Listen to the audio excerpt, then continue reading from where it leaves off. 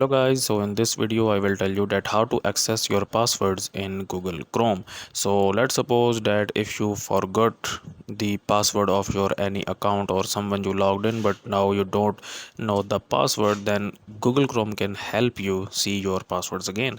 So for this you need to open up Chrome on your Android device, and same goes for the iOS as well. And then you need to tap on the three dots at the top right here. Then you will scroll through and tap on settings, and then here you will see this option where it says password manager. Just tap on this one, and now and you can basically choose your Gmail account.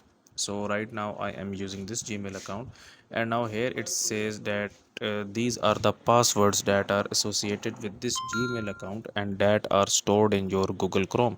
So let's suppose that if you wanted to view the password of your Facebook account, just tap on this one, enter your device password here, and now here you can see that you have all the accounts and their passwords. Okay, so that's how to access your password in Google Chrome. So guys, if you find this video useful, kindly like this video and subscribe to my channel, and I will see you in the next video.